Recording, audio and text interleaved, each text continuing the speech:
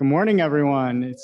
It's really a pleasure to be here. How's everybody doing here back at DePaul in the Student Center for Service Speaks? Yeah. Wow. I can't believe I'm actually saying that, but we have a long history of holding this conference every May. And I'll start by saying I'm Howard Rosing. I'm the director of the Stain Center. And just quickly, for those of you who aren't familiar with the Stain Center, we are housed next door on Kenmore in Faculty Hall. But we're also have a footprint here with our Egan office for urban education and community partnerships on the 3rd floor. Please stop by today, say hello to those folks. They're right by the conference rooms. And we also house the Asset-Based Community Development Institute, which is an organization that blessed us with their presence in 2016 to join us to help us engage more deeply in the practice of recognizing the dignity and assets of the communities we engage with. Our mission at the Stain Center is, I'll quote it, to develop mutually beneficial relationships with community organizations, to engage DePaul students in educational opportunities grounded in Vincentian values of respect for human dignity and the quest for social justice. The Stain Center, Egan office, and the ABCD Institute stand firmly against police violence targeting Black lives, policies that promote systemic racism, and institutions that condone white supremacy. We are committed to working toward and reflecting upon change in solidarity with those who struggle in our communities for freedom, justice, and equality. At the Stain Center, we recognize that who participates in community engagement is a question that needs to be addressed through the lens of privilege. That efforts to combat racism, gender, and economic inequality and all forms of injustice are central to the practice of community engagement. Through our work, we commit to supporting community university engagement that identifies economic, racial, and gender equity gaps among those students, faculty, and staff who are engaging communities. With that, I also want to acknowledge that DePaul Lincoln Park campus, the Stain Center, sits on the territory of the original caretakers of the land that today is called Chicago. Prior to their forced removal, the original caretakers of the Chicagoland region included the Ojibwe, the Ottawa, the Potawatomi, as well as the Miami, the Anoka, Ho-Chunk, Menominee, Sac, Fox, Kickapoo, and Illinois nations, among others. We are humbled to be a guest on this land. Who are Linda Ben-Dixon, our department assistant, Jonathan Handrup, Rumi Rivera Lovato, Cree Noble, Kayla Sims, and of course, Hailey Wong. So I want to just quickly reflect on the order of the day. You have it in front of you. After I go away, there'll be a student panel. That's why you see the chairs up here, representing some of our leaders in community engagement at DePaul, graduate and undergraduate. And then we'll have the student presentations on the 3rd floor. That information is also in front of you on this paper. And then we'll have lunch back down here. And then we'll have our guest speaker, Mikki Kendall, who I'm very much looking forward to hearing. So before I go on, I want to, actually I meant to take this out. I want to present an award to one of our finest DePaul students. The award is called the Newman Civic Fellowship Award. And it is offered every year to students across the country, a select group of students across the country who are known by their institutions for their incredible community work and their incredible community engagement work. It recognizes and supports those committed students who are change makers, who don't have problems digging into the real problems of society, both on their campus and off campus. It recognizes people who are leaders in institutions and that are recognized by the leadership as so. Because to receive this award, you have to be nominated by the president of the university. And it only goes to, well, you can only nominate one student per university, and not all universities get their student accepted. So the fellow, the Newman Fellow, will attend a national convening. There will be state and regional gatherings, virtual events. The national convening, I think, is on the East Coast in Boston or Washington, D.C. There'll be various one-on-one leadership opportunities to participate in other kinds of organizational work, as well as a national network of engaged student leaders. So this year, we were happy to have our nominee selected.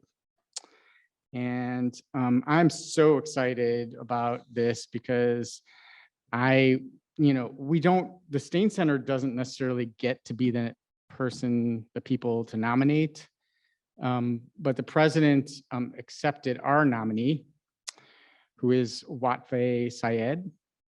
So congratulations, Watfay. Well, I'm so excited about Watfay because Watfay is my former student also, and sort of, yes, please come up. And so I could not think of a better person to nominate. First and foremost, I guess we have to say this, Watfay was on the dean's list constantly at DePaul, I think, throughout the time. I mean, that's a kind of important kind of academic credential, but really a stellar person in the area of community and civic engagement on campus and off. She was selected as a freshman for our community service scholarship at the Stain Center, and spent 4 years. You were part of the 4-year cohort, I believe, still, yeah. As a sophomore,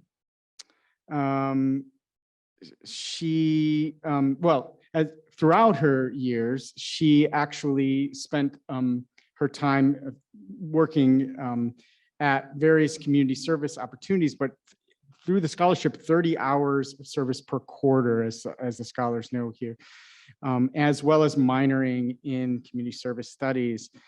Watfay went on to become, during her time as an undergraduate, she's now a graduate student at DePaul,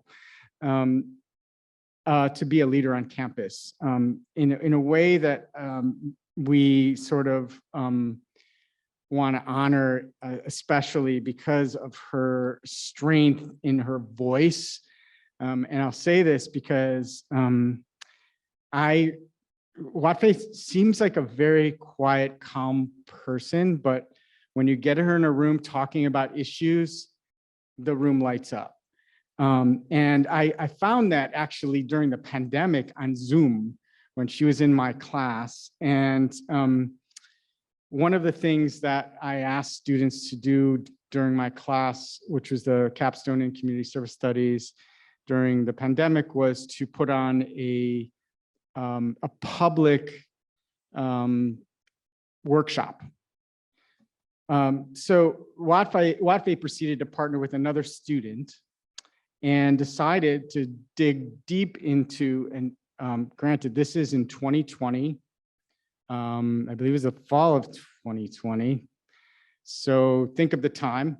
Watfay dug deep and did a town hall at DePaul on DEI, on diversity, equity, and inclusion, and sort of lit up the internet with this amazing dialogue with students from across the university at a time when we were grasping with social uprising in this country, and that we needed to have leadership from people like Watfay to sort of bring out all the concerns and issues that people were feeling and expressing, needing to express.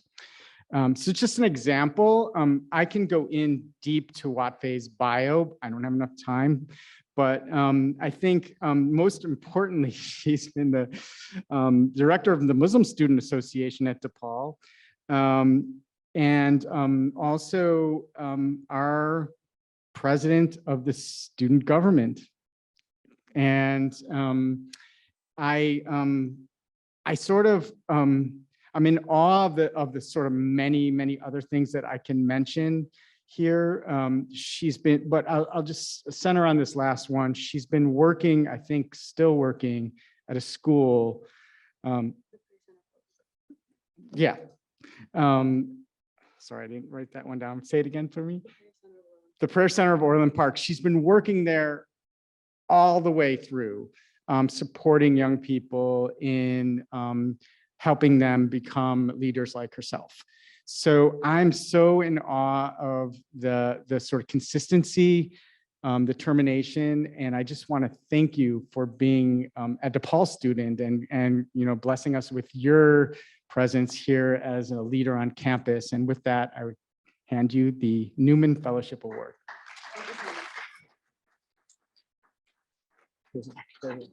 You're coming over. Okay, with that, I think I've spoken enough. I wanted to go into a very long bio on Watfei, but what I'm going to say is that the next part of our presentation is to transition to as I said, the student panel.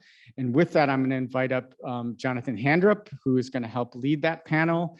Again, I want to thank you all for coming here to this in-person Service Speaks. I can't even remember now. I think the pandemic has made my mind blurry. This may be our 15th year. Is it the 15th year, Helen? I don't know. 15th, thank you. So this is the 15th year of our conference, even though the pandemic made them sort of virtual. So thanks again. And Jonathan, have a great afternoon or great morning and enjoy the conference.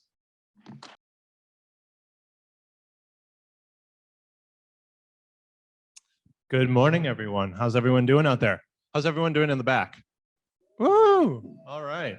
I see some legends in the room. I want to shout out Terry Bergdahl from ICA. I've been at the Stain Center. My name is Jonathan Handrup. I'm a program manager with the Stain Center. I've been here 11 years, and my first site visit was to see Terry at ICA in 2011 to talk about Accelerate 77. And at that site visit, I knew that I had found a home doing this kind of work at DePaul and community. So want to say hi. It's been a long time. So we are going to do the panel up here. This is our second panel, our first in person.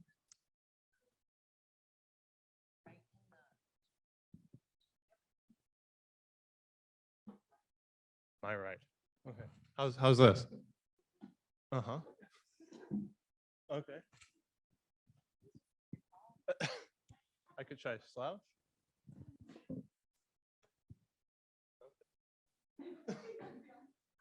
We take all feedback here, so.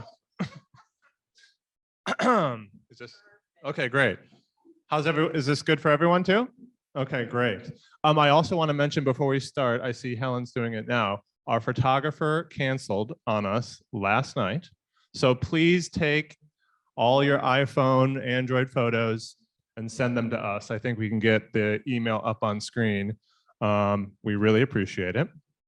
So let's just first start by, if everyone can go down the line, introduce yourself, name, major, and the organization or school or program that you served with this year. Thank you so much, Jonathan, and thank you everyone for coming today. My name is Violet, and I'm working on my master's in public policy, and I am part of the Jumpstart program. And where did you serve? Which school or organization? Yeah. Thank you. Lawndale Community Academy. Oh, great. Hi, everyone. My name is Nadia Arteaga. I'm an undergraduate senior, and I work with the, are you doing major? Did you say that? You can do major and Okay. yeah, where you serve. I'm majoring in health sciences, and I work with DCSA, also known as the DePaul Community Service Association. Hi everyone, my name is is this on? Sorry, I sound so quiet up here. Okay. Hi guys, my name is Watfa Zayed and I am a master's nursing student at DePaul and I've been working with the Prayer Center of Orland Park for the past way too long. Before I was a community service scholar, so a long time. Hello, everyone. My name is Aaron Dombrower. I am a senior at DePaul, a documentary student. I worked with the nonprofit Current, doing water treatment and water testing around Chicago. Hello, everyone. My name is Mary Carly Peña Silva. I have a master's in marketing analytics, and I work with CPI, which stands for Community Partnerships, Community Partners Internships on the AEN office. Awesome. Hello, everybody. My name is Zhenya Yermasova. I'm a senior undergraduate student studying HR management major. And I've been at Lakeview Food Pantry for 3 or 4 years now, so a very long time. And I do client intake there.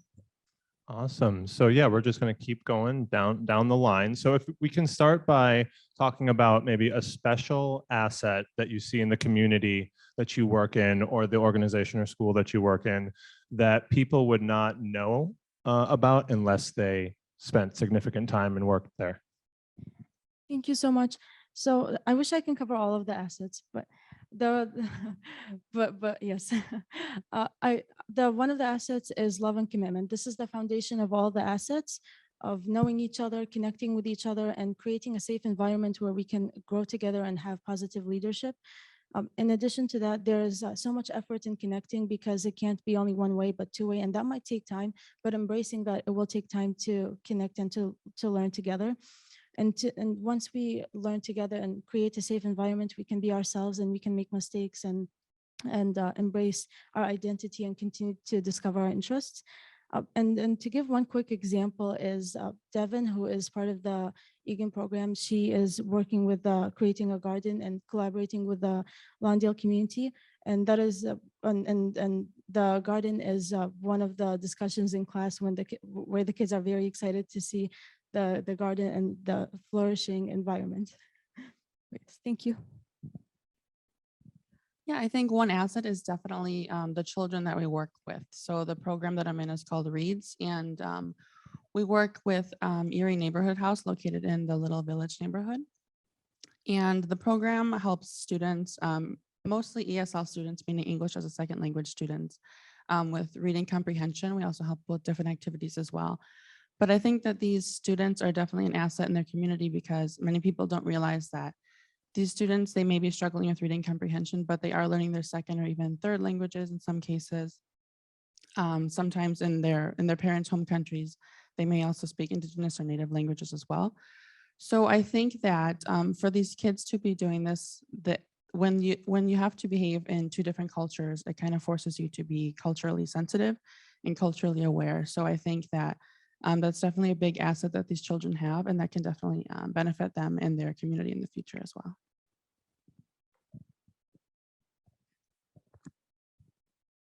Sorry. I think for my community, one of the coolest things that I've noticed is that our organization is like, it was started by youth and it's like fully youth run. So while we do like, we're housed at a mosque, so we do have like, you know, people in charge. I've talked louder. Okay, sorry. Well, this is like way different.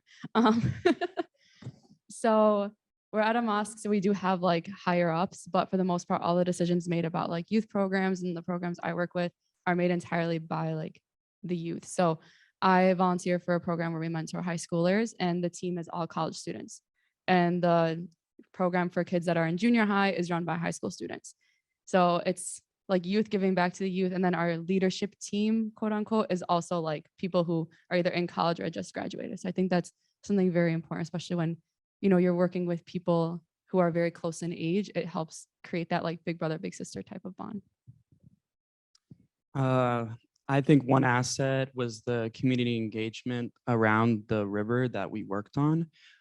We worked on 3 branches of the Chicago River, working with the community organizers who clean up the river, who use the river for daily activities, people who work on the river.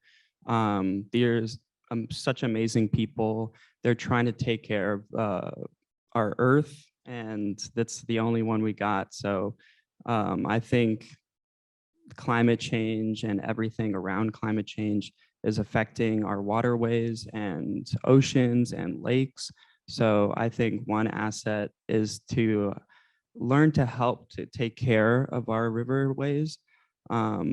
With this nonprofit organization, we learned how to clean up and are learning more ways into taking care of our public waterways, and everybody uses them, and it's mostly our drinking water. So we want to have clean drinking water for everyone. That's about it. I think one asset that is very important is the organizations that we work with. The EGAN office helps connect organizations with the school. And by doing that, they place interns in there.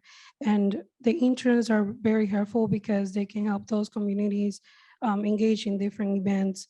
And also they help build relationships and foster relationships with the community partners. Yeah, I know for Lakeview Pantry, a big asset is definitely that relationship building, right? And also genuine care. I think when a client comes in, they can just feel really appreciated, and also the volunteers, we really recognize them. And to offer like just some examples, we give more than just food. We actually have a bowl of candy for the kids when they come in, and they get so excited, like when you give them a little piece of candy. And also we even have pet food, and sometimes we'll be like watching a dog outside as the client is like coming inside to get their food. We also give hygiene products, like anything for diapers, and also hats, jackets, and gloves during the winter. And this is something that the volunteers come together and they themselves collect. And so it's been really amazing to see all the things that we do. And I know during the winter, we'll even have like heaters outside. During the summer, a lot of times we'll have volunteers go down the line and ask if anybody wants any water, right? So a simple act like that just goes a really long way. And one of my favorite examples is actually flowers. And at the very end of every single client gets some flowers, and it's just really to uplift again their dignity, and also to like make them feel beautiful and appreciated. And they get so excited, and they're like, oh, last time I planted these flowers, or I gave them to my aunt. And so it's really, really incredible to hear their stories and really like feel their joy. Great. Thank you. Thank you so much, panel, for those responses. Candy and flowers, I think always helps. You cannot go wrong with either of those. So moving on, I think one thing that kind of binds everyone on stage and in this room is that we want to have, even if it's the smallest impact or effect on positive change in the communities and organizations we work in and with. And we know there is no change without significant challenges. So I want to ask the panel about any challenges that you have faced in your service and in this year. What was one major thing you learned in that challenge? And yeah, I'll hand it off to you. Thank you. One of the challenges that I saw the community face is that helped me understand it more is the lack of government support. And through my bachelor's in political science, I was able to understand gentrification, gerrymandering, redlining, discrimination, and so many forms that limit the government, the community members. But throughout this challenge, I saw how the school continued to persevere and continues to protect the children and create a safe environment for them. To give one quick example is the government wants to close Lawndale Community Academy because of the lack of enrollment. This is not the right response. First, we should see why is the enrollment getting lower. We should work on creating the safer environment and providing more access, providing more resources to help everyone grow their identity and interests. And to give another quick example is the importance of the support and resources in the classroom is because the preschoolers are learning about the foundation of their social emotional learning skills. And for example, in December, the teacher assistant had surgery and she couldn't make it for the whole month. So it was just one teacher in the classroom with 15 students. And that was very difficult because there's so much that happens in the preschool classroom and they're learning all the time. And yesterday, for example, when we were in the gym, one of the students wanted to play with another student, but the student said they want to be alone. And that student was hurt. They started crying, and I listened to their thoughts and validated their feelings. Then afterwards, I took the student and we went to find the other student to talk about what happened, to help clarify the situation and to help show that the student wanted to be alone, but they're still friends and they're still growing together. And that's why it's important to have an assistant, to have a support, to have two teachers in the classroom. But yes, thank you. So I think one big challenge that the community partner or Erie House faces is that a lot of times there is understaffing and lack of volunteers. And I think when working with young children, especially and in this context, it's definitely important to remain consistent with who the children work with. Thankfully, we are able to be there consistently once per week during the school year. But yeah, there's many times when new volunteers come in, the students are not familiar with them. So the students are then, they're not able to focus as much on what they need to do. And this is because they kind of need to navigate how to get to know the new person. So they're not able to be as vulnerable or get as much work done, if that makes sense. So I think being consistent with the volunteers and staff is definitely beneficial for the students.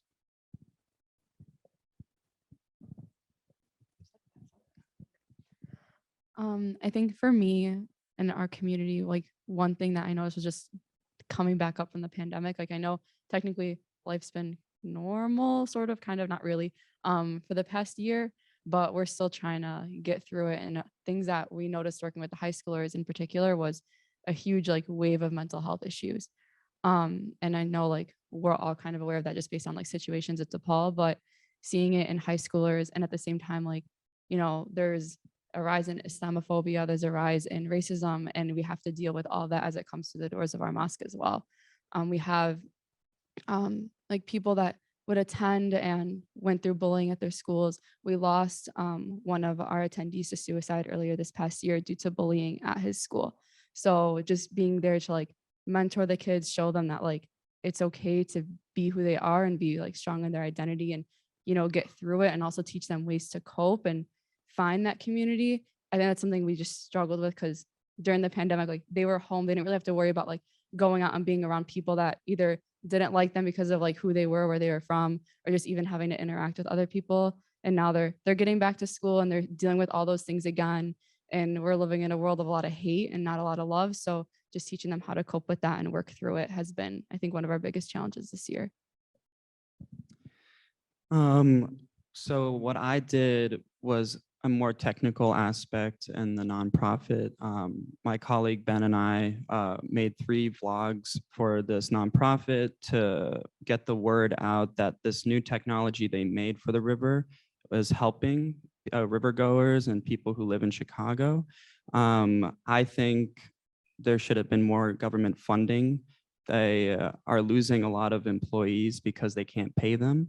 I think this is a very important work for the city and for other cities that might be using the same technology.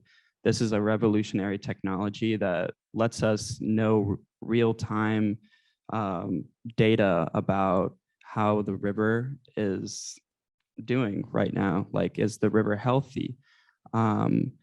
Technically, I ran into some problems with equipment and communication with the organization because they are trying to get off the ground.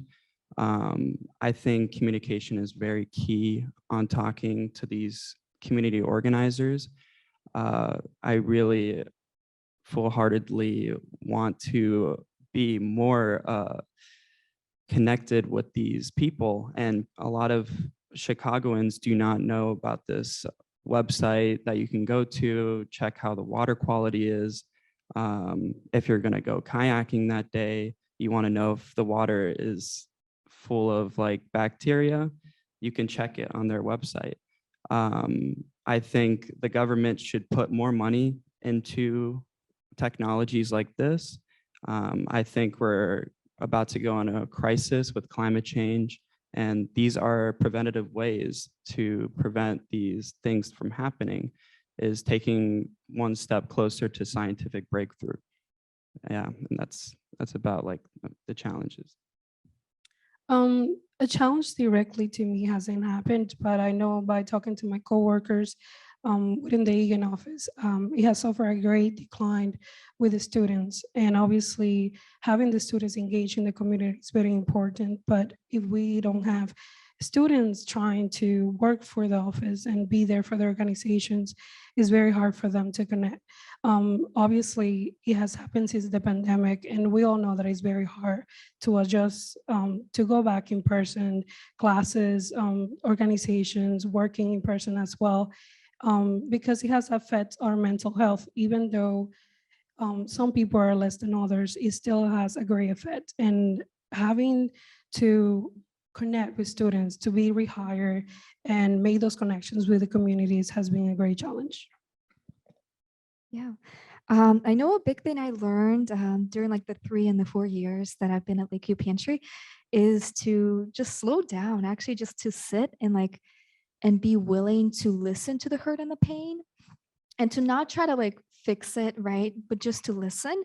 I know for me, actually like quite often there's clients who, can curse, at others, at me, can say like really hurtful things or like get into arguments. And the biggest thing that I found is that like after like, they yell and like after like, I sit down with them and like, like they cry, we discovered that there's really a lot there. There's a lot weighing them down. And a lot of times it could be, health issues, financial issues, right? There's so much more than just food insecurity. And so I think that's why it's been really beautiful that Lakeview Pantry is now offering free mental health counseling and also social services. And I know part of being a client intake, I have to break down that stigma and make it okay for me to like check this box and to have like our social services team reach out to them. And a lot of times like they don't even know about these like resources out there. And so, like little ways that I can like talk about things, I try to. And it's still really difficult for us to like, break some of that stigma because we do offer a lot of like, a lot of our clients are immigrants and like, refugees. And I know like personally, like just coming, from a different country, coming from Russia, like mental health is like not talked about there.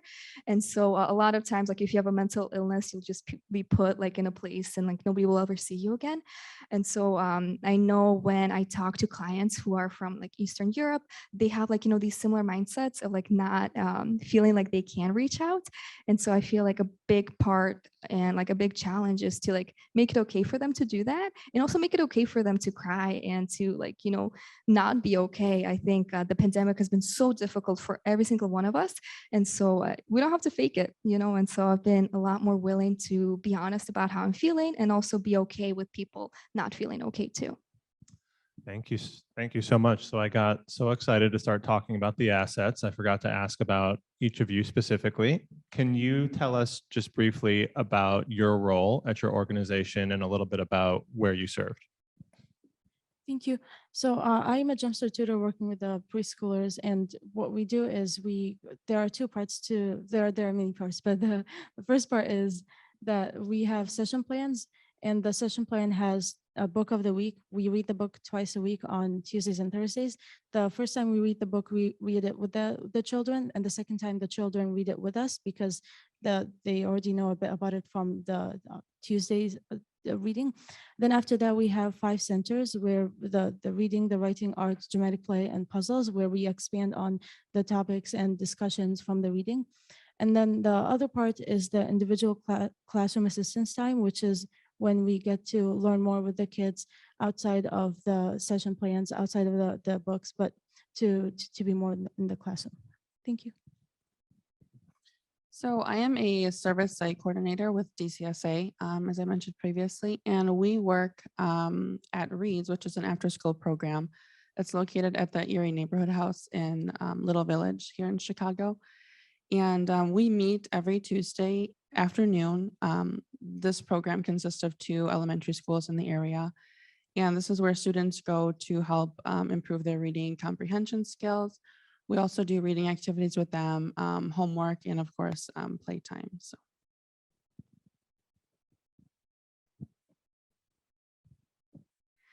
I'm at the Prayer Center of Orland Park, and I kind of touched on what I do already, but our organization has like programs every night, depending on like the age group. So like Tuesdays are the junior high kids, Wednesdays are like the elementary school kids, Fridays are the high schoolers, which are who I work with. So every Friday night we put on like a 2-hour type of program for them, activities like discussions, things like that, kind of just to get them to start like thinking about how they fit into the community around them. But for the most part, it's like rooted in establishing like a big brother, big sister type of mentorship thing. So they know they can come to anybody on the team for support. I was a McCormick intern. I worked under Helen and Hailey. My colleague Ben and I were acquired to do 3 separate videos for this nonprofit organization called Current. Current made this technology called H2 Now, and we were kind of promoting the technology and learning how it affects the river. We worked on 3 branches of the river throughout last summer and through fall. We finished editing in October. We went kayaking and we interviewed many people along the river, community organizers, river cleanup, Friends of Lincoln Park. We went to the Shed Aquarium. We learned a lot about how the river works, learned how they reverse the river, and a lot more. That's about it. Are the videos available for public consumption? Yes, they are. So if you go to Current's YouTube, they're up there. I could also send a link to the Steen Center or McCormick, and you guys can check out the videos, and they're pretty informative. They're very great technology that we just acquired, and people should know about it. Well, I'm the coordinator of the CPI program in the IGA office. And what I do is I connect students to obtain a an internship with the program. And then we place them in different organizations throughout the Chicago area. We currently work with Lawndale, Little Village, Inglewood, Rogers Park, and a few others as well. And I work closely with the assistant director, Monica Ramos, to build those relationships with the organizations. Awesome. And I know I also already talked about like what I do, but I guess to like sum it up, it is like client intake. And so I'm the person with like the iPad or like, the laptop that like everybody goes through. And so I register new clients, I check in our returning clients, I then partner them with a volunteer who will then work one-on-one with them to give them the food that they want. And I know, again, like a big part of what I do is just answer any questions. I describe our policies, our services, right? Our social services, our mental health counseling. And a really cool thing about Lakeview Pantry is that we've been around for 52 years, and our locations are Humboldt Park, Westtown, and Lakeview. And actually, as of today, we're changing our name and our brand. So now it's going to be Nourishing Hope. And the reason why is because we're more than just a food pantry. We offer mental health services, social services, and just to like name a couple of the things that we offer for social services, it's like employment. So we'll actually sit down with the person and we'll look at local job openings. We'll even help with resumes, interviews. For financial, we have a grant program that will give money to a client and help them get through a really difficult financial situation. We also do health. So we do referrals for free or like sliding scales clinics. Housing, we can actually help them with their online application to receive housing. For transportation, we'll actually give out free venture passes, right? And make transportation a lot more accessible to people. And we also help with any kind of application for Medicaid or SNAPs. Great, thank you. Lakeview is changing their name today. Yeah, as of today. Oh my gosh.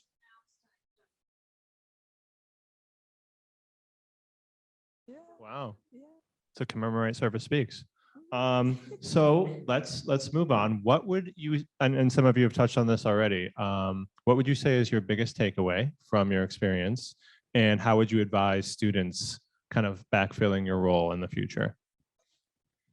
One of my biggest takeaways is learning about the asset-based community development. When you go into a community, learn about the assets, and you use those assets to grow together, to create opportunities, and to overcome any challenges in our ways. And through overcoming challenges, we continue to grow. And in addition to that, I learned more and understood more about the components that go into teamwork. And that includes communication with families, with the students, with the community members, and everyone around. I was able to see from the example earlier that when there is someone that can't make it, there are others who come in who step in to see if everyone is okay, who check on the classroom, and the kids know the staff around them, they know the environment, and they're so excited to see the other staff who come from other classrooms, who come from other services in the school and in the environment, to see the community coming together and overcoming challenges. And lastly, one of my other takeaways is how to better educate myself, to look more at the historical books, to ask questions, to communicate more with the people who are involved in the community, and not just rely on the news, for example, because the news will not highlight the achievements and accomplishments. Yeah, thank you. So my biggest takeaway from this experience was definitely just the idea of patience. So working with these young students, I haven't been in their shoes in over a decade now, but being in like the hustle and bustle of college life with internships, deadlines, class schedule, it's really easy to become stressed and kind of get overwhelmed with these things. But I think when working with these students, it's really nice because they force you to slow down and kind of see things from their perspective. So yeah, that's definitely something I recommend to future students working with this organization as well, is just to kind of slow down and see things from their point of view. I think for me, I think my biggest takeaway, it sounds like so weird, but like if you don't do it, who else will? And the reason why, so during COVID, a lot of people from our organization dropped off. Obviously, like understandable, people got really busy, and every program has like a program lead. So the program lead for my program left and the position fell vacant. And then no one wanted to do it. Everyone's like, I don't want to do that work. And I was like, yeah, I don't want to do it either. And then I ended up just filling the seat for it, because that mentality of like, if you don't do it, who will? And like, I think there are, like, we all know there are a lot of problems going on. And I think it's very easy for us to look at it and think like someone else will do it. Like even seeing trash on the floor, like someone else will pick that up. Or someone else will like be like that shoulder for someone else to cry on. But like, if you see something wrong, like we should be the ones that want to do it. So I think that's what I learned the most. And I think the team that I work with also, like, we all have that energy to where like every week we come in and we know like we want to give it our all, because these kids need us to give it our all, because if we don't do it for them, they're not going to have that anywhere else. I think my biggest takeaway from my internship was actually engaging and talking to people along the river. Ben and I had great opportunities to talk to many people who do many great things for Chicago. And people would never realize that they do that. You would see a random person walking on the street and say, oh, it's just a stranger. But this stranger does so many great things. And part of my job is to interview them and explain what they do for the community and what great things they have to offer. I think another big takeaway is that I'll remember this experience for the rest of my life, working around problems that come up spontaneously.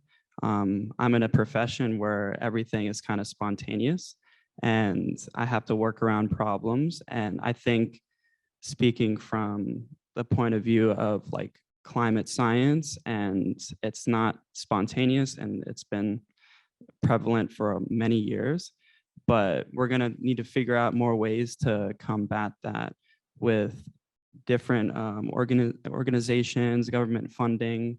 And I just want to say that that we need to take better care of our planet. I know I keep reiterating it, but I'm very passionate about this this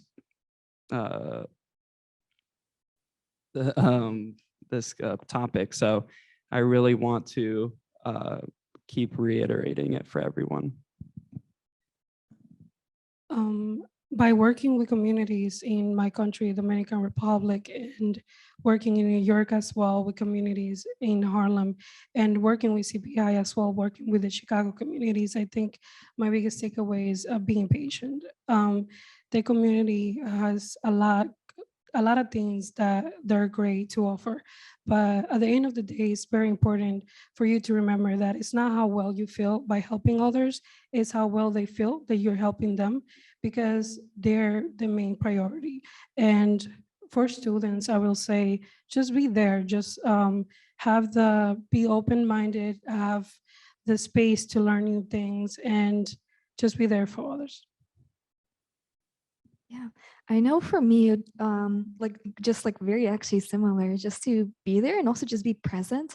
I know there's like a book I read during COVID and it was called Ichigo Ichi. And it's all about how like this moment will never happen again. So like, you know, this moment that we're all like sitting here together, we're like all of these incredible people, it'll never happen again. And so that's why it's so crucial to really be here, right? Like really appreciate people and ask those small questions like, how was your week? Like, how are you doing? Right. And like be willing to talk about things that bring us joy, but also things that like are really like weighing us down. And I think just by being more present, I was able to notice those small hints in that body language that like somebody wasn't okay. And then I was able to like, you know, like just kind of like dig deeper and then like make it okay for them to reach out, right? And get the social services support that they needed. And so I think it all comes back to just being present and like willing to sit with those difficult emotions. Thank you. So in closing, if you were to dream big, I want to ask you, how might you hope your work would be built upon in the future? Thank you. One is to continue to learn and put the effort in learning, because sometimes it can be overwhelming, it can be confusing or exhausting. It can be so many things. And I know especially now we have so many other things in our lives that it can be difficult to keep learning. We want to take a break, but to always put effort in learning. And that will help us understand anything that we are doing. For example, if we are in the education field or in the health field, to continue to learn and ask questions and to not be afraid to get clarifications on any confusions. And then in addition to that is to continue the communications with the teachers and the staff, the families, the students, the EGAN members, everyone that is part of the work that is happening, to continue communicating, to talk about what we are working together on, to what we are learning, what we are taking away, what we are facing, and the communication will continue to flourish with all of us together. And lastly, I want to point out an advice that was given by the director of the EGAN program, John Ziegler, who said that everything starts with a conversation. And that's something that I was able to see through Jeanette and Dr. Ramos and everyone who was helping me work together with the preschoolers to analyze my own assets, to learn with the children, to learn about our interests and grow together. But it's important to remember that everything starts with a conversation, whether it's learning or anything that we can think of. Thank you.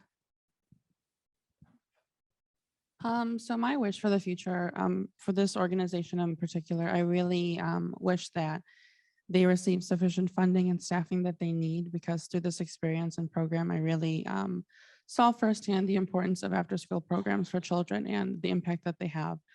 For me in the future, I unfortunately won't be able to continue the position since I'll be graduating, but again, my experience definitely reinforced the idea of service for me and its importance. So post-grad, I definitely want to incorporate that into my usual schedule. So.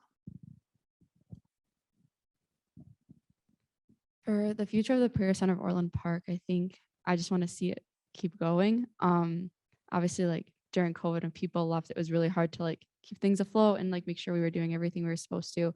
And like a couple months ago, I was at an event and it had like the newer wave of volunteers, like kids that I used to mentor when they were like in elementary school and junior high, who are now mentoring like other junior high kids. So it was really like fulfilling to see like them be in the positions that I was once in and giving back. And the whole goal is that that continues. So now whatever generation is in those junior high programs goes into high school, and then once they give back and the cycle just keeps going, I would feel like the work I did failed if it all of a sudden stops. I'm hoping and praying that like that just continues to go and everything continues to grow. And it's my home community. So like I live down the street from there. So I'm hoping I get to watch it all and be part of it all. But yeah.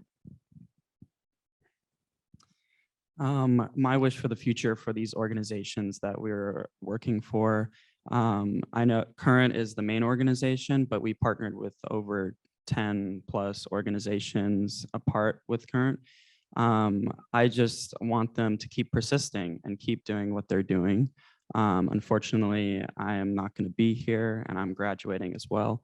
I want to see future people volunteer. It's not very difficult to volunteer. It is difficult to find these opportunities. I want to create more of a public understanding of how you can volunteer at these wonderful organizations. I think all these organizations are doing such great things. I was just a little small cog in all of it. And I just want to see them keep going. I hope that Current expands. They're planning to expand to every state to help waterways. The technology is used in different countries in the UK and most of Europe now. So I'm looking forward to see them keep growing. And I'll be there watching them, as many people are. I think for me, my hope is having the students to get more involved in the communities. And my long term, once I'm done with DePaul, obviously, is to incorporate everything that I've learned from social media to marketing and to sustainability management. And going along with Aaron, it's very important that we take care of the world, even by recycling the minimal thing. And I think having to input new ideas to these small organizations to do that, not just the big companies by using paper bags. I think it's very important for them to do that as well. I know like a hope I have for like now Nourishing Hope, which is so cool to like say that name out loud, is to actually believe in young people. I know during client intake, I'm actually the only young person that does it. Everybody else is in their 50s or 60s. And so I think just having more young people from DePaul, from Loyola who are trained to do client intake would be really, really incredible. Because again, like a lot of our clientele, very diverse, right, in ages and races and truly like in all ways. And I think another thing that would be incredible is if they did more client intake training for people who speak multiple languages. I know personally, like when I speak like in the home language of somebody who doesn't speak English and I'm able to register them and explain our policies, they just are really, really appreciative of it. And it just gets rid of that, like, understanding gap, right? And just make sure that they know that we're here for them. And I think it would be amazing if we can just get more like languages and like more representation as like client intake volunteers.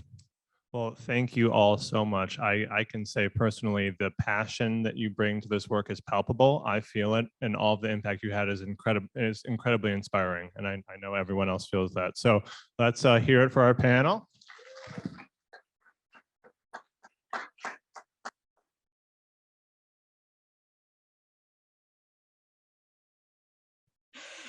Hello, everybody. Thank you so much, Ellen. I hope that you are all enjoying Sarah Speaks. My name is Maria de Moya. I am a professor in the College of Communication, and it's my great privilege to introduce Mikki Kendall today.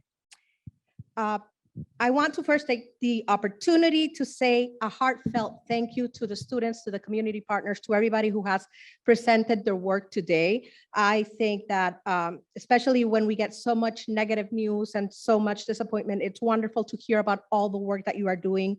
Your dedication, your optimism is very, very much appreciated. Working in our communities and with the people most affected by the work is many of the inspiring ideals advanced by our keynote speaker, Mikki Kendall. It is my pleasure to introduce her today. She is an author, activist, consultant, essayist, cultural critic, Army veteran, who is often invited to national media and campuses and places just like this to share her views on issues related to social justice, diversity, equity, inclusion, and many more. In addition to these impressive credentials, it is her credential as a native Chicagoan and a DePaul alumna that are especially impressive in our eyes. Mikki Kendall, and to her husband, Kevin, I hope this feels like a homecoming today.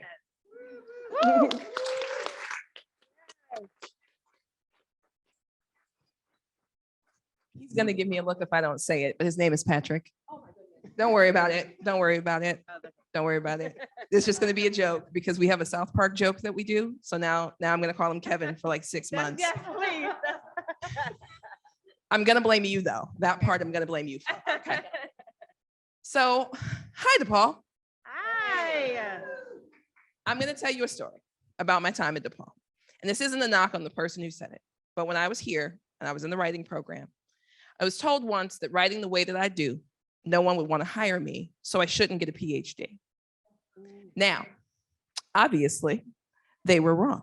Okay. And I don't tell you that story to embarrass the person. They know who they are. They know what it was. But I tell you that story to tell you that I didn't ask for permission. That conversation wasn't me asking for approval. I wanted to know the process. And if you didn't answer my question, okay, but I'm still gonna find out the process. And in the process of finding out the process, we'll put it that way, I figured out there were things I wanted to do before I went to grad school again. I wanted a little break. I wanted to go in fresh, loud, and not feeling like I was asking for permission, not giving anyone the impression that this was a conversation between anything except equals. Now, I'm not going to ask you what you're doing for justice. I've talked to some of you. I know you're doing things for justice. I know too that for many of you, you came through this work because of what was happening in your life, because sometimes rage gets it moving, right? You're not asking for permission. You should not feel obligated to be nice. I tell you that I'm an asshole. And I know someone will say, but she was so nice.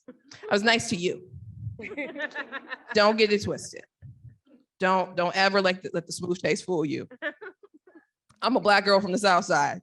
If we got to get it crunk, I can get it crunk with you. But I use that energy in rooms like this and in other rooms to tell people they're wrong, to tell people what they need to do. It's funny because as a consultant, people pay me to come in and tell them perfectly obvious things about their workplaces. I have had conversations where people said, we hire Black and brown people, but we can't keep them working here.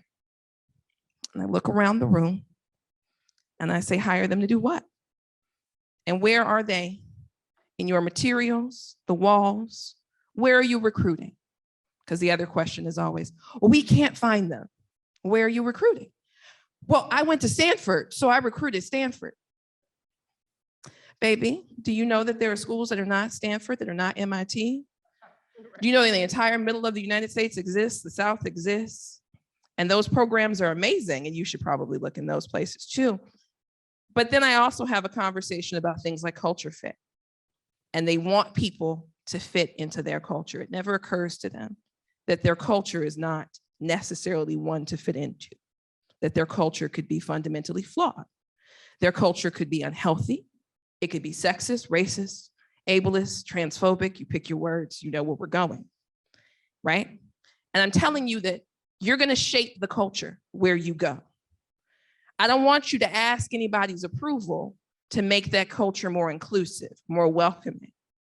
I want you to make sure that you're doing what it takes to make it possible, right?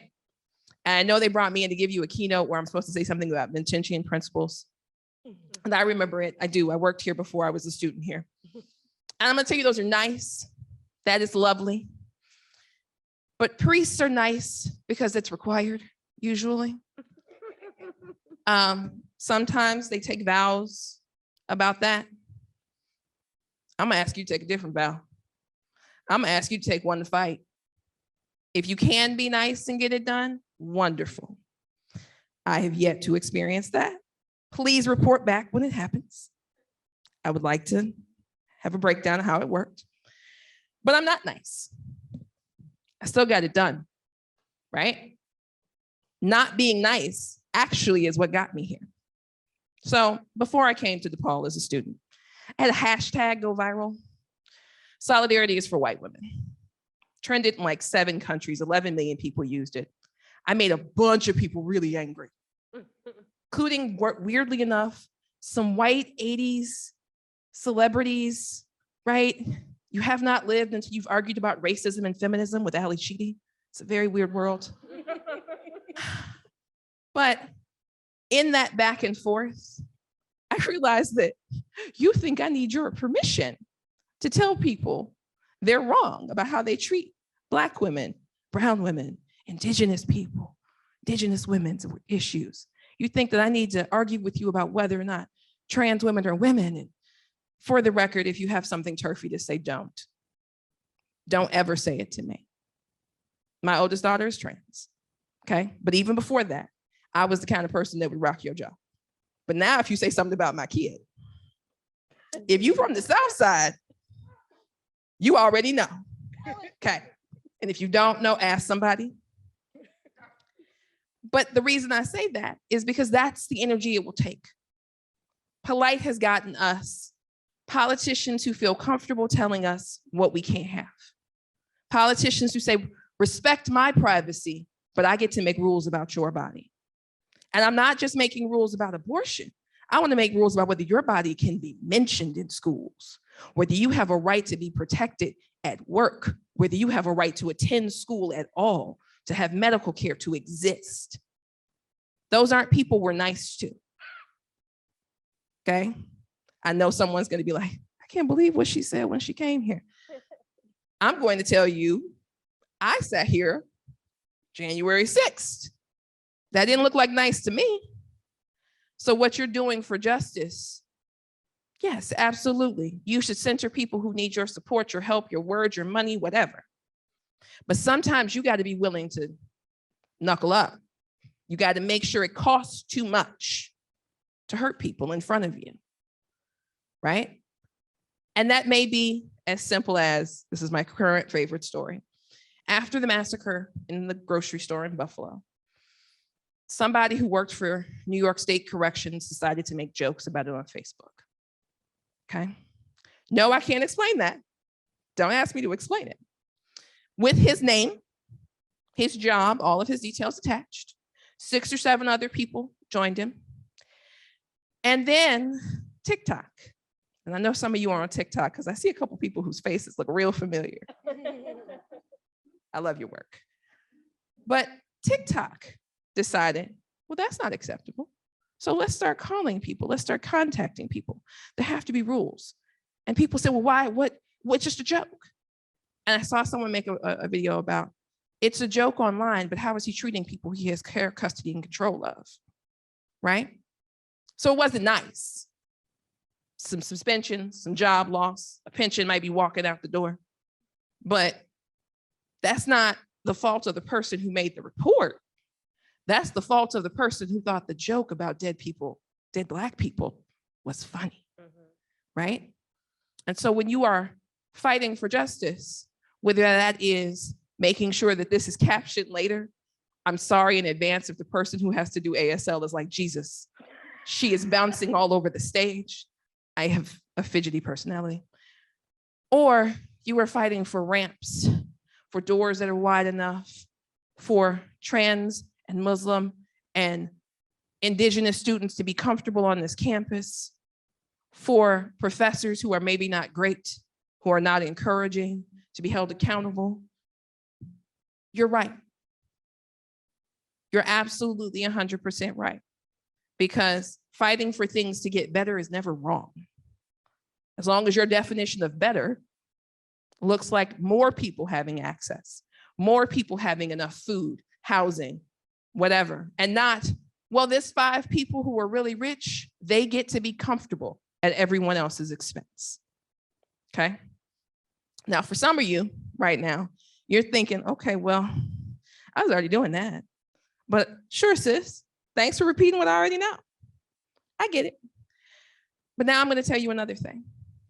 I am giving you permission to take a break when you need one, to not feel like you have to do all of the work all of the time without rest, to turn around and tell people who say they want to help how to help and send them forth to do some work. Because this is not just the job of the marginalized people in this room. This is not just the job of those of us already willing to fight. Because I'm going to tell you another thing, which everybody should know. Whatever is happening to one group will eventually happen to all groups. The rules just change, the goalposts just shift. Fascism is funny that way. It hates everybody, except white men, but only some white men. So like white guys in the room, you're not safe either, okay? Put that down. So when you are fighting and someone says, well, why can't we all just get along? We can all get along about things like whether or not Pequods and Giordano's should be at the same table.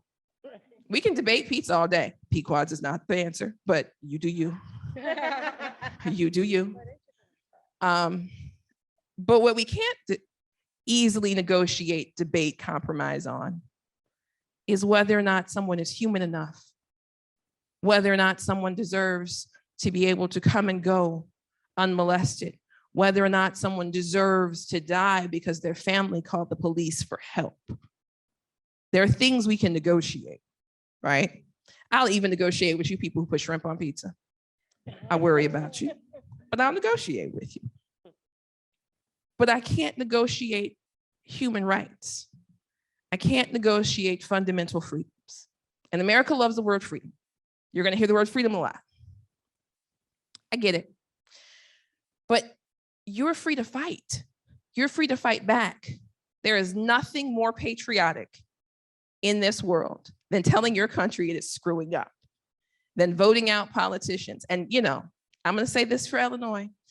We like to give governors handcuffs. Mayors should join that. Definitely some other politicians.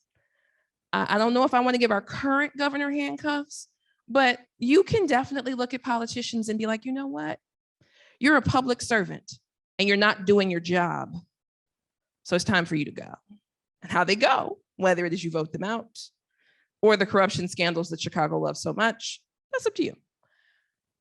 But I say all of this to you because I see a lot of people who are probably tired, who have been fighting at this school, outside this school, in their neighborhoods, and who are feeling like this will never end.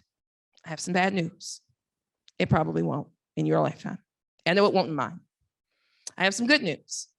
The thing about fights, marathon fights like this, is that it is perfectly fine to look at other people and expect them to join in and fall back until you have the energy to fight again.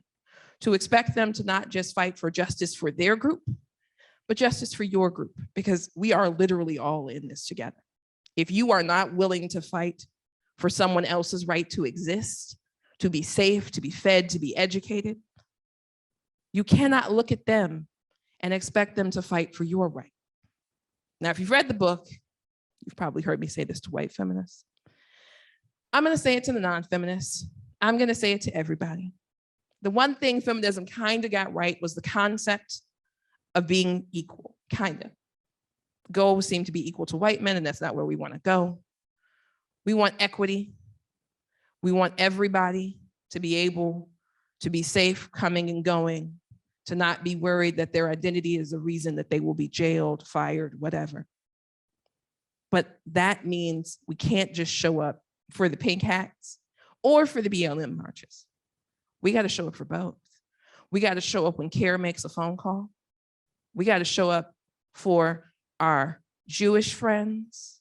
We got to show up for our atheist friends. We got to show up at the borders. You get where I'm going with this? You're going to be showing up a lot, right? If we're talking about land back, I'm gonna be honest, I didn't really get land back at first. And then I had a friend explain it to me. And I said, well, wait a minute. You mean you would be the stewards and you would make decisions and not oil companies? Well, yeah. Oh, I'm in. I didn't need to know anything else. I actually really didn't, right? No more pipelines, clean water. Oh, okay. But you'd be amazed how many people hear that and think, well, if I don't have personal property, then what? I don't know if you looked at rent and home prices lately. Personal property is not working out. It's not working out for most of us, right? And I'm gonna say this as a person who, because of this book and other things, we've been talking about buying a house. But if someone came to me tomorrow and said, okay, listen, you're not gonna be able to buy the house, but you're gonna still be able to have housing, food, everybody's gonna be okay, right? I liken this to my feelings about guns. I'm a Second Amendment person, but I'm a Second Amendment person in the sense that other people have guns. As long as other people in America have guns, I'm gonna have one. As soon as that stops, listen, you can take it, right? And so someone I was talking to said, well, how does that work in your brain? I said, there are more guns in America than there are people, right? Now I'm the kind of person that gets death threats. I get these real spicy real long-winded death threats. And what stops them, not the cops, a video of me at the range. In Madison, Wisconsin right now, if you go through the files of their Civil Rights Convention, you'll find a complaint against me because a man who threatened me and my children and my spouse with sexual assault and something involving dogs and being eaten by them, I don't know where we were going. He filed a civil rights complaint against me because I took my aunt to the range to teach her how to shoot. And then I posted a video of me shooting too. And he felt threatened. But you know what he stopped doing? He stopped threatening me, right? And that's not a world we should want to live in. This is not me telling you that guns are the answer. This is me telling you that in a world where everybody is supposed to be fighting for freedom and justice, as long as we have put the guns in the mix, unless we're going to take the guns out the mix for everybody, we can't take them out the mix for anybody, unfortunately. I wish that answer was different. I really do. But you are also armed in other ways. You're smart. You wouldn't be here if you were stupid, right? You're talented. You wouldn't be if you weren't. And people have told you no on your way here, and you ignored them, right? Whether it was someone at this institution or another institution, you walked right past that person to do what you wanted to do. And sometimes it can feel like that one fight was enough. Unfortunately, you probably gonna have a bunch more fights like that. Now me, spite is fuel, right? Because now I'm gonna tell you another thing. The person who told me here I wouldn't get a job writing the way that I do made me so mad. I wrote 2 books, bunch of articles. I'm published all over the world, okay? This book is available in Hungarian, Japanese, Korean, Portuguese, Spanish, and there's other translations pending, okay? And you might or might not know it. You made me mad enough that for those of you who grew up in the right places, you'll know what I'm about to say. When I had to show up, I showed out. I want all of you to show up and show out, both for justice and for yourselves, for your own future. Because if you are not willing to fight for you, no one else is going to fight for you. And for you doesn't just mean you individually, I mean your communities. I mean the people you love, the places you like to go, this city, and Lord knows. Fighting for Chicago means fighting Chicago. I wrote a whole piece about loving a city that doesn't love me back, so you can go look at that. Doesn't mean I'm gonna give up on her. Might say some things, might show up at some meetings from time to time, right? But there's no reason to give up who you are, what you want to be, where you want to go, because someone told you no. There is a reason, this is my personal bias, to stand in their face and smile sweetly as you sail right past the obstacle, right? Just, oh, well. And then look at them when you get where you wanted to go. Because if you don't care, they've already told you they don't care. So why do you worry about them? Why do you give them the space, right?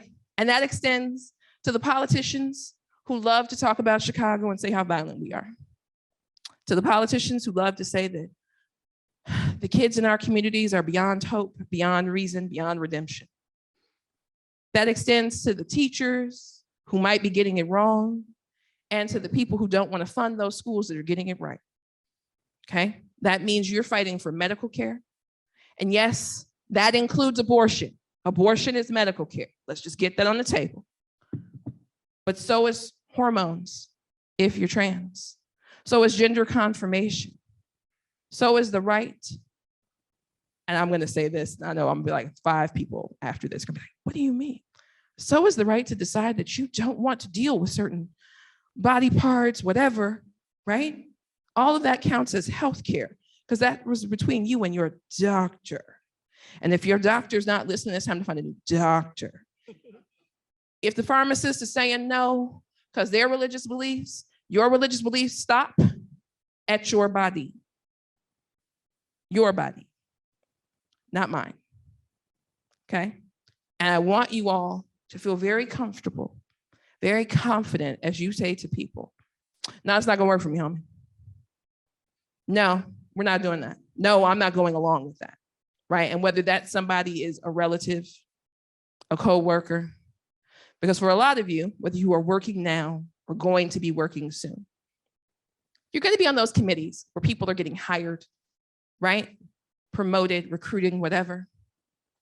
And someone in that meeting is going to say to you, I don't know about because, and the person they're talking about may have worn the wrong shirt color, right? They wore a pink shirt to a white shirt interview because they didn't know the difference. That is still the stupidest rule in the history of stupid rules. I will die on this hill.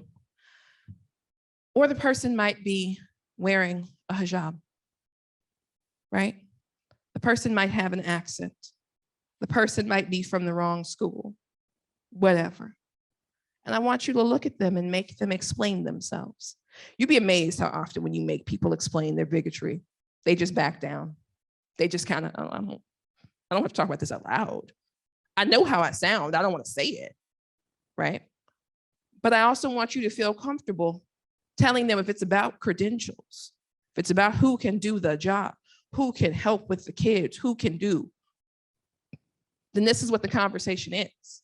This is what we're focusing on, not your bias, not the culture you want to create, right? Now, I don't know in terms of culture fit stuff, some of you will end up theoretically going into tech or tech adjacent, and you're gonna hear culture fit and stakeholders a lot. I don't have any answers for you for that. Why stakeholder is a beloved word.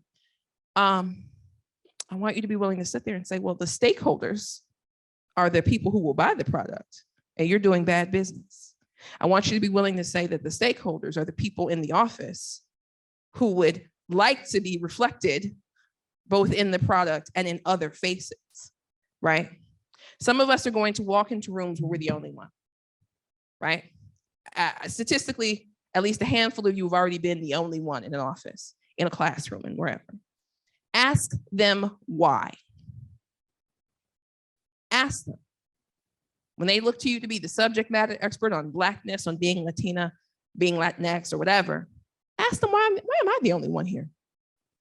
What is this, right? I went to a machine learning conference in Belgium a few years ago. It was a good conference, it was whatever. They were very proud of how diverse they were. And I'm sitting there going, I got there as an invited guest, looking around and I'm going, well, wait a minute.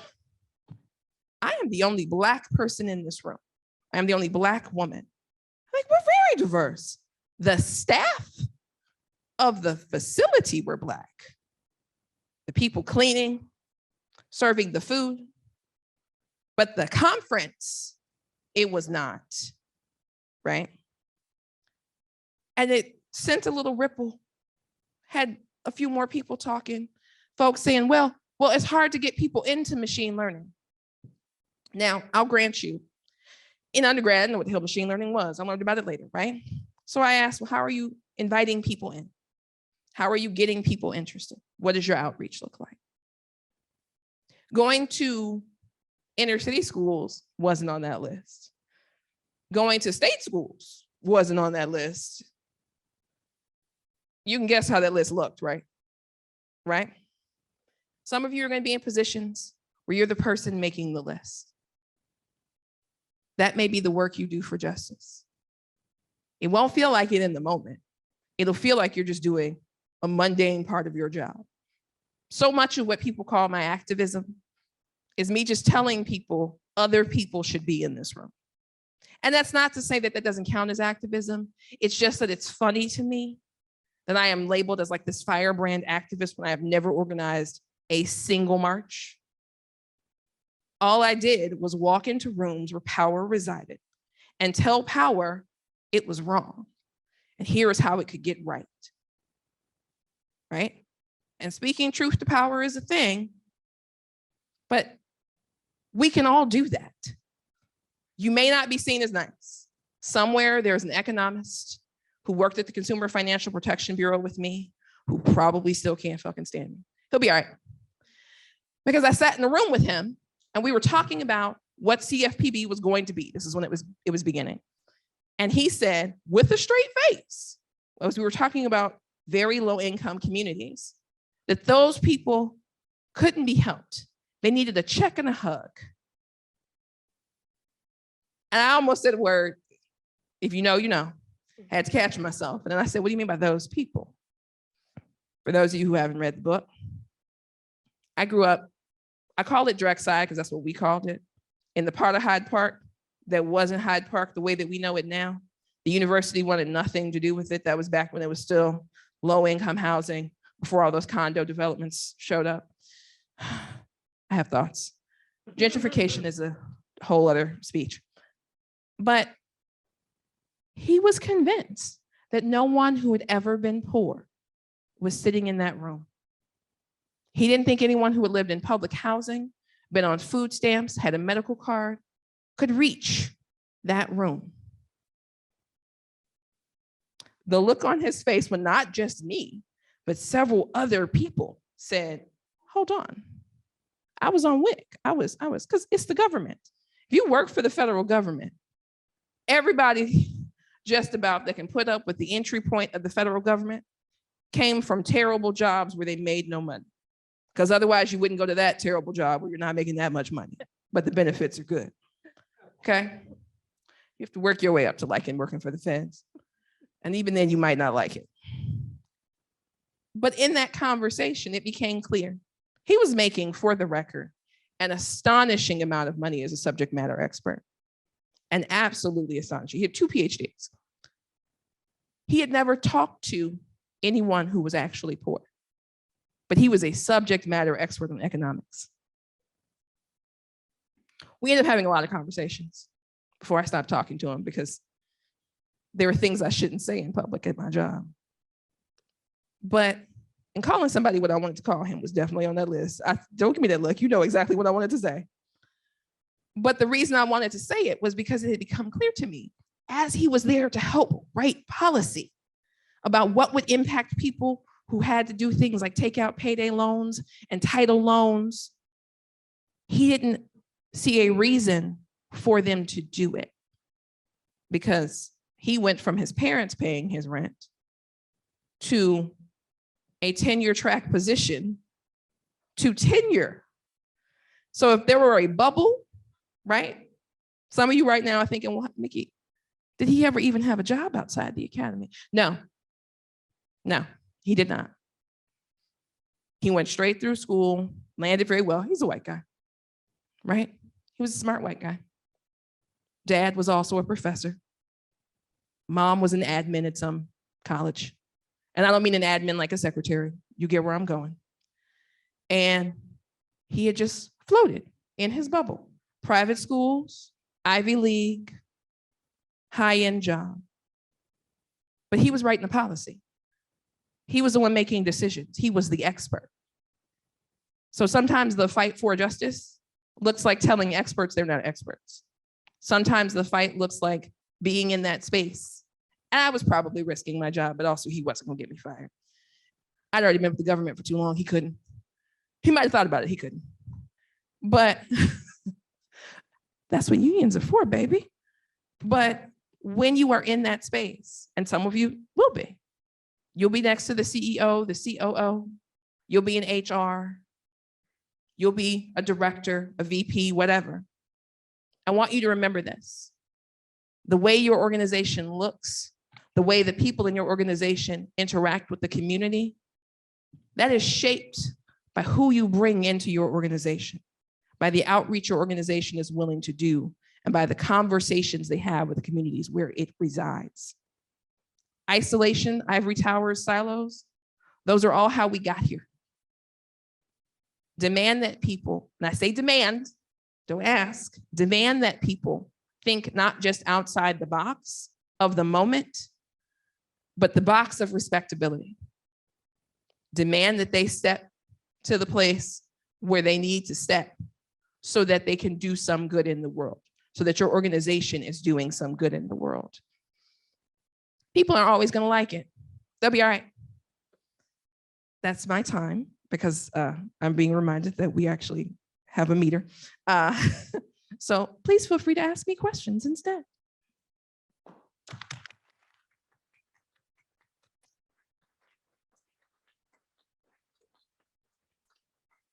Thank you very much for your words of inspiration and and for really the wonderful opportunity to have you here with us.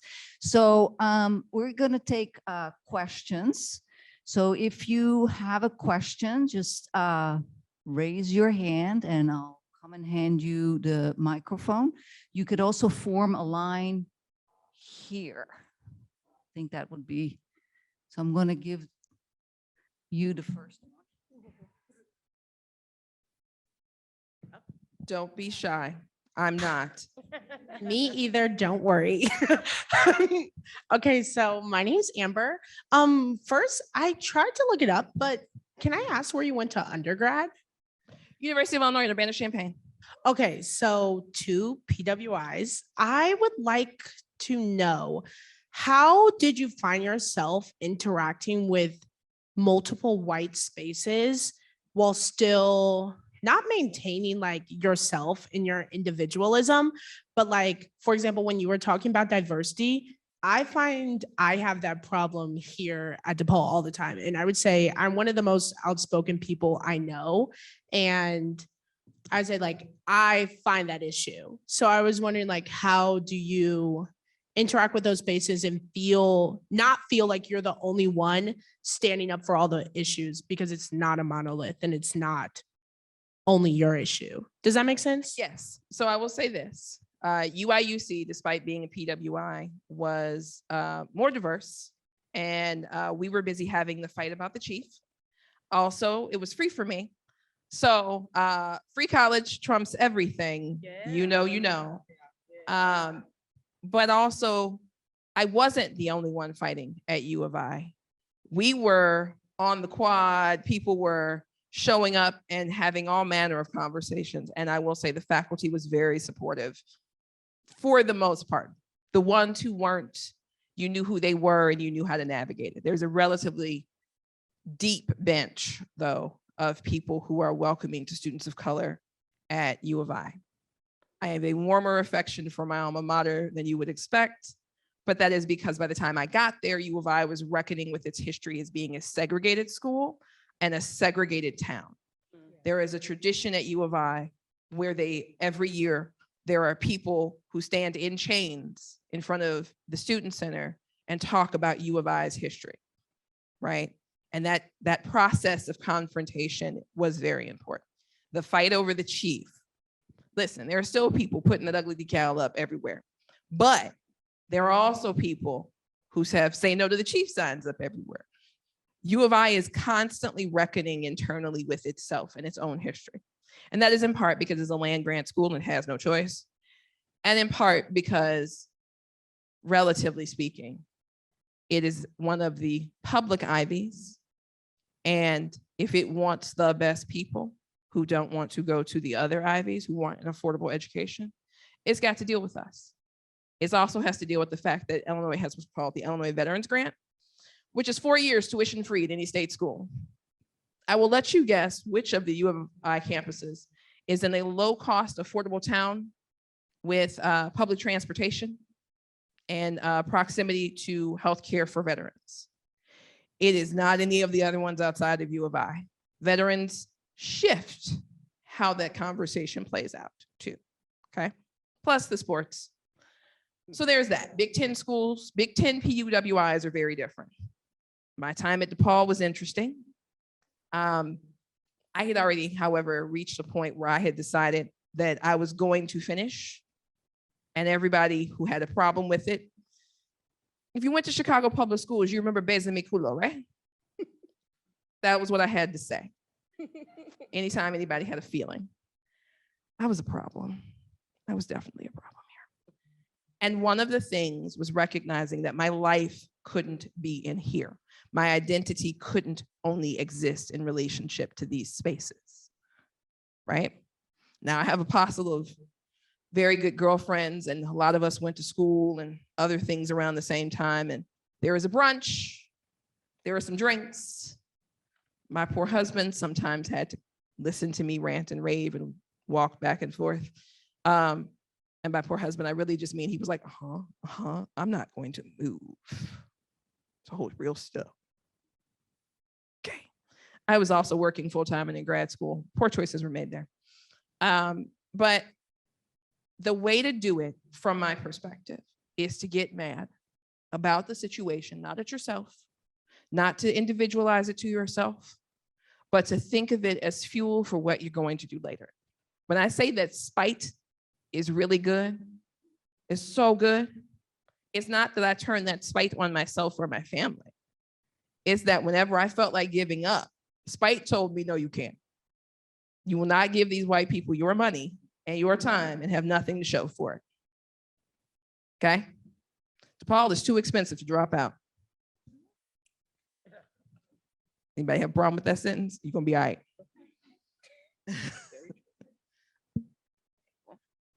Hello. I'm from the south side of Chicago too. I'm from Gresham, so I know what it is. That's where he grew And- up. Really? Yes. Nice. Okay. But you know, growing up on the south side of Chicago, I'm a very much a nuck if you buck type of person. You know what it is. Every time the song come on, it's a fight. Right. But the thing is that the fight is constantly happening for me. It is always something that has been happening since I was a kid, and now I'm an adult. I'm not a real adult because I'm only 23, but it's like the fight is still happening. And it's like, what is the next move from here? Because I look at France. France is always rioting and France is always getting shit done because France is France, and France is, I'm gonna take what I'm gonna get when I want it. But here in the United States is different. People have been raised to want nothing, to be fine with nothing. And it's like, how do you gather these people and say, we deserve something? How do you make space where it's like, hey, we have to do something if we want something, and we can't just sit on our asses and wait for somebody else to do something for us? So there's a couple things. First, do they have the energy to fight? Often people who are not necessarily ready to fight, it's because they're hungry. If you had met me my freshman year of college, I was not this, right? I was worried about food stamps, daycare bills. For those of you who have never been a single divorced mother with an ex who doesn't pay child support, you understand. Every penny had to go to the child. And I had a lot of nights where I ate 25-cent ramen and pretended that was enough food. So sometimes I need anything. So start there. Start with basic needs getting met. Find out what people need. Because when you are no longer worried about survival, like baseline survival, you can start to think about thriving. And one of the things about the US that makes it different from France and everywhere else is genuinely the guns. A lot of people are afraid to take to the streets because aside from the daily, I think it's 3 times a day now on average, mass shooting events that are happening, and it's not just in Chicago, not just in the East Coast or whatever. America's gun problem goes back to the 1800s and it's getting worse. You also have to worry about police and the militarization of police. So sometimes it is about helping people get those basic needs filled and then helping them figure out a way they feel comfortable fighting, right? I don't march with people.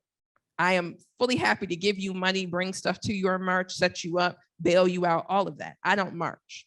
I don't march because I have a temper and I will be a problem, right?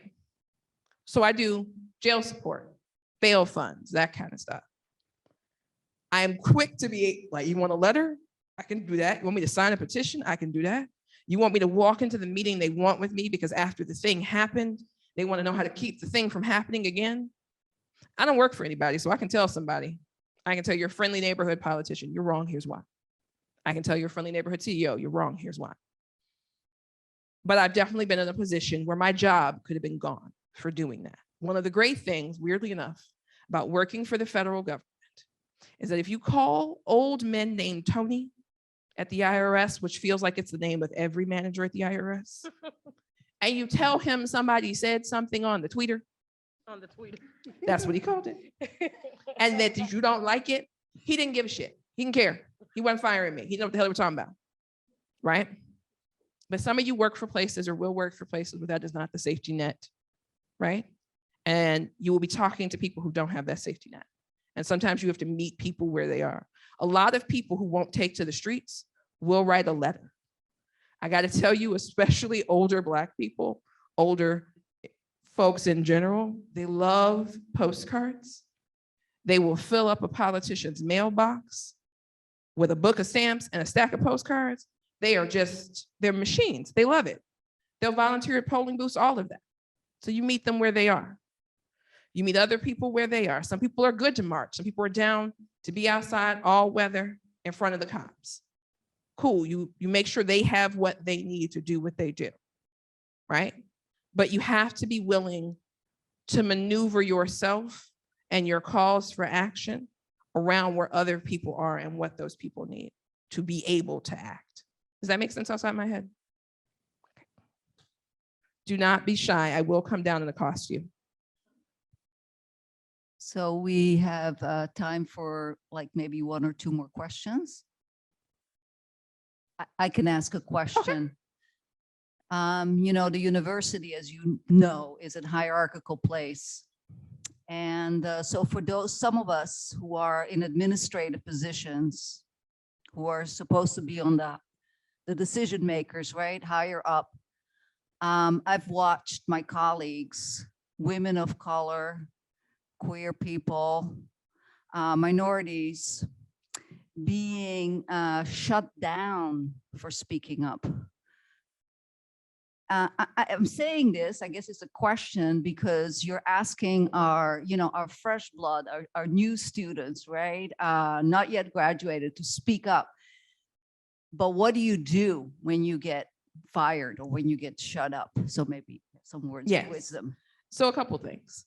I'm never at all telling you to risk your ability to feed yourself and your family. I understand that that is a deep place of privilege to be at where I stand right now.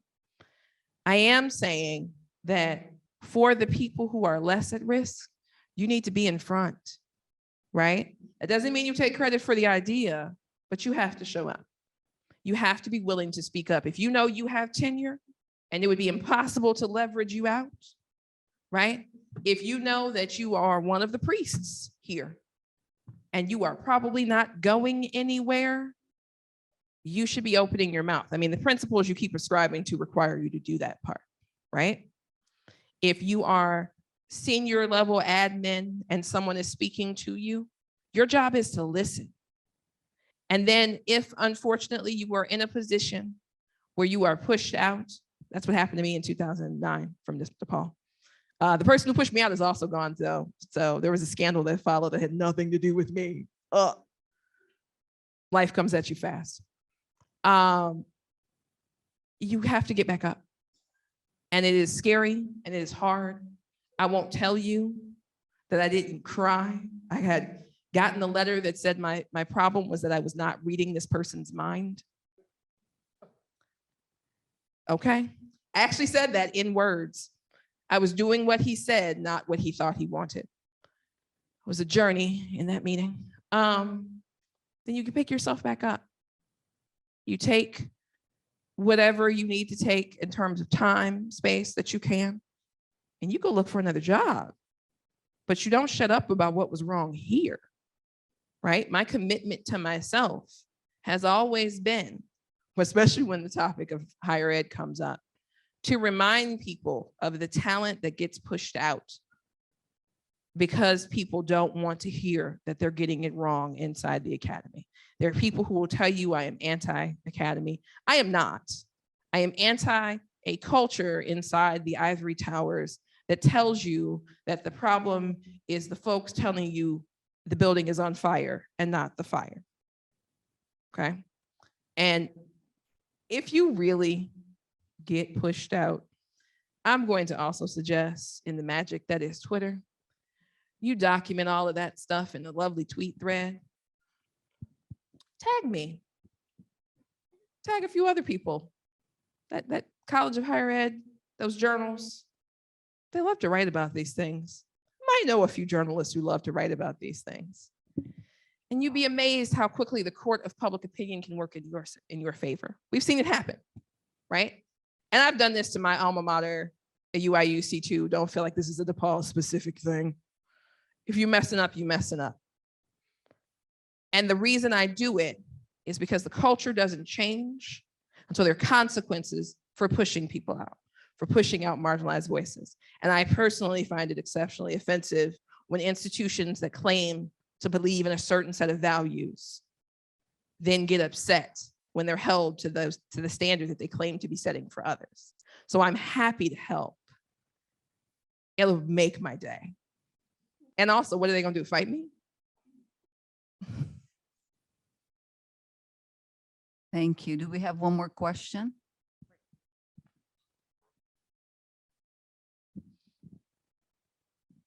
Hi, my name is Josh. So I guess my question, piggybacking off that one, is, so as a queer trans person at DePaul, as much as DePaul loves to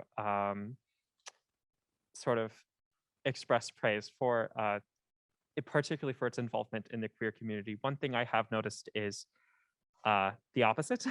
And I guess my question is, how do you recommend how do you recommend asserting yourself in identity and demanding respect for it, that you talked about a little bit earlier,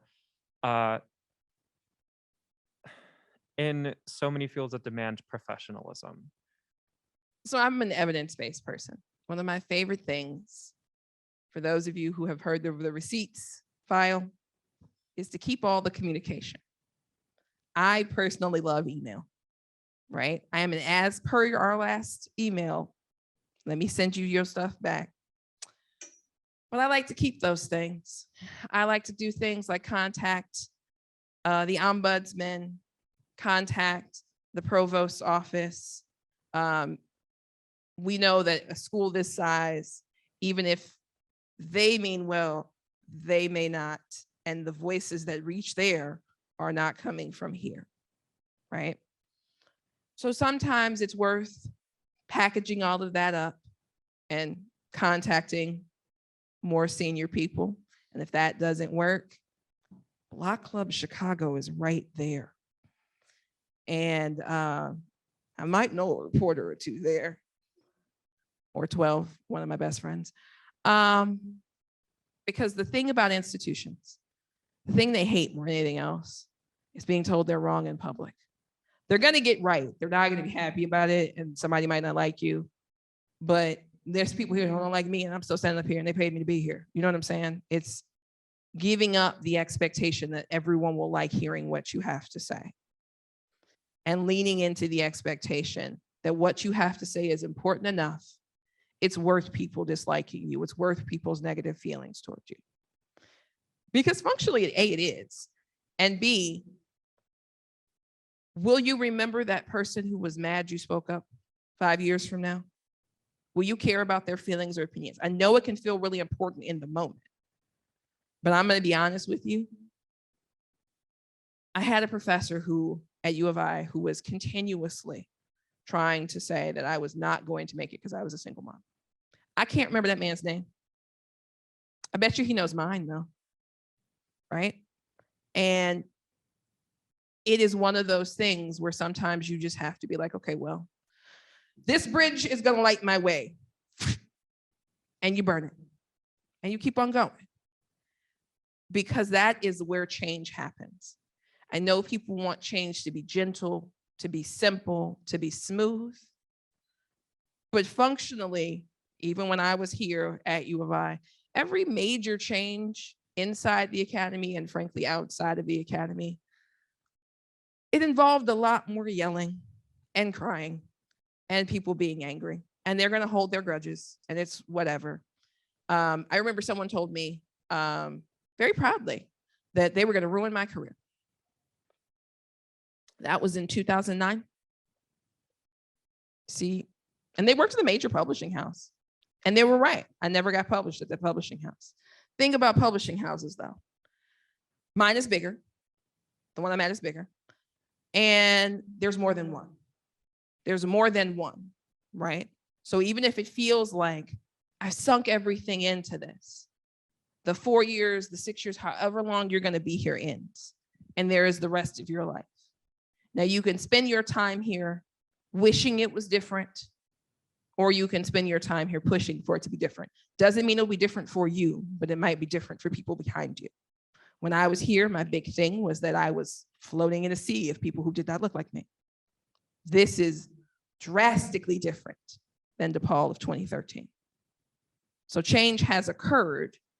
I just didn't get to be here to enjoy it. But that's okay because the change occurred. Thank you so much. Let's give it up for Mikki Kendall.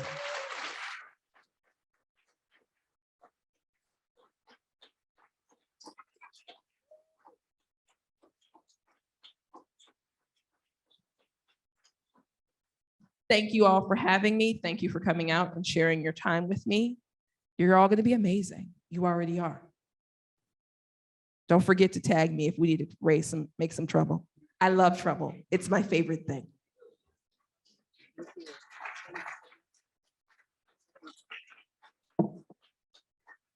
Kind of feel these were perfect closing words, but I am tasked to deliver some closing words. My name is Ginger Hoffman. I'm an anthropologist, faculty here at DePaul, and also the director of the Community Service Studies minor.